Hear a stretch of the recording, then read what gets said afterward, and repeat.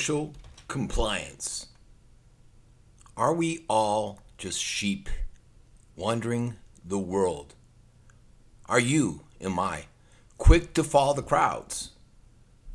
Are you quick to obey orders of any kind? Instead of going out there, standing up, speaking out, being the one person that stands when all others are sitting. Follow your convictions. Or are you for a simulation? Why is it that we as a society, as a people, find it hard to question or to challenge authority figures? Even if these authority figures are morally wrong, morally reprehensible, why don't we ask why? It was interesting. I was listening to a podcast, and they were talking about science, the proven and then the pseudoscience, if you will. And the guy, Johnny Bravo, said, hey, look, I know when I drive from here X to Z, I know I will get there. I know it might break down. I know it will take this much gas. It's all scientific. It's all there. It's proven. Yet, a lot of times these scientists will come up and say, the Earth is X amount of years old. We used to be cavemen. And then out of the blue, boom, we had all these buildings. The Sumerians. Science is always changing, yet we blindly follow whatever they say without them giving any really concrete proof. How do they know how old the world is? How do they know when the Earth was covered? They don't, and the numbers always keep changing. Yet we follow any information given to us without evidence. And I bring this up because I was reading an article, and the article covered how a Yale University psychologist, and his name was Stanley Milgram.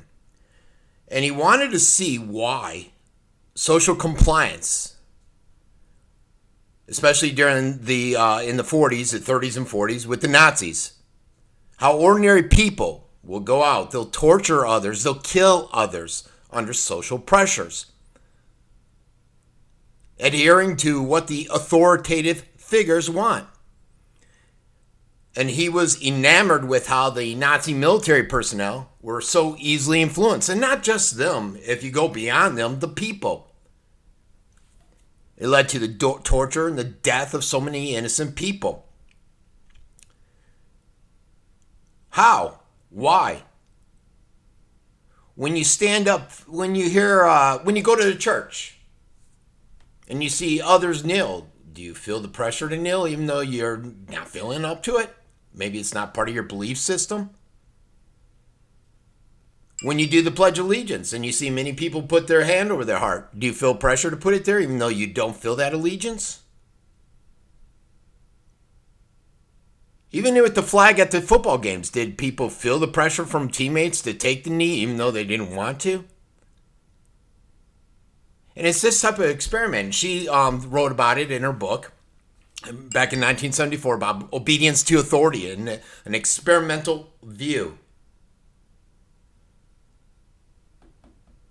How people are easily coerced to repeatedly hurt others.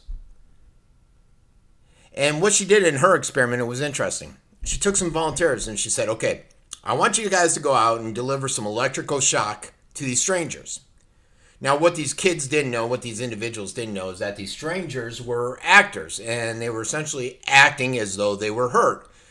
But the people, the volunteers, did not know that. And she noted that after inflicting a lot of pain on these individuals, they would continue to shock them.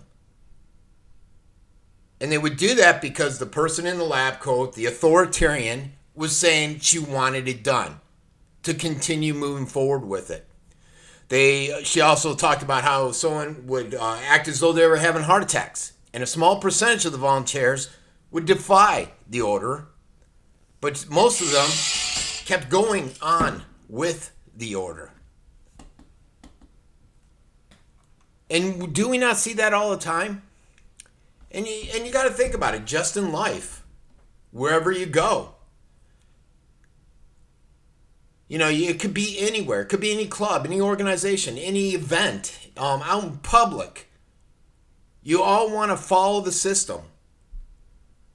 You don't want to be the guy that stands out. But why? Why not question authority?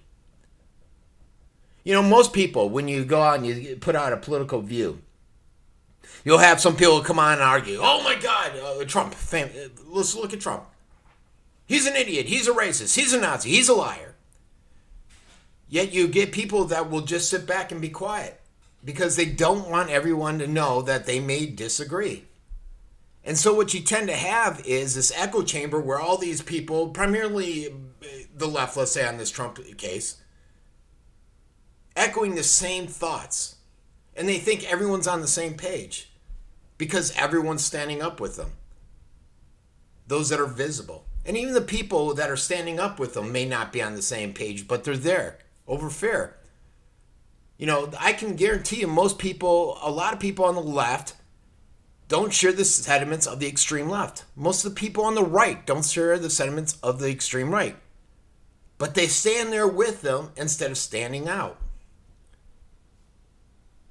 And they talk about all this stuff, and it was interesting. And, you know, and they talked about how people readily hand over control to these authorities, and they'll give them control over their lives. They'll give them control so that they can sit there and monitor them. We're going to put a camera on you. You have none to say. Okay. They have this overwhelming drive, this overwhelming sensation to belong.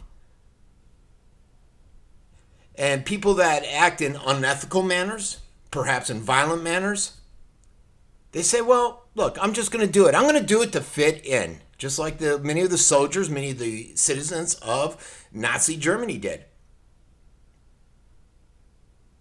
Think about it.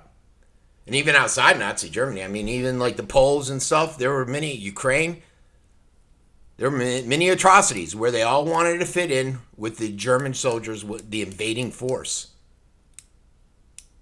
And she just proved basically, she didn't even have to prove it. She basically illustrated what we see, where people just bend to authority to please the man-made hierarchical structures that are out there, that have been formed as a group think.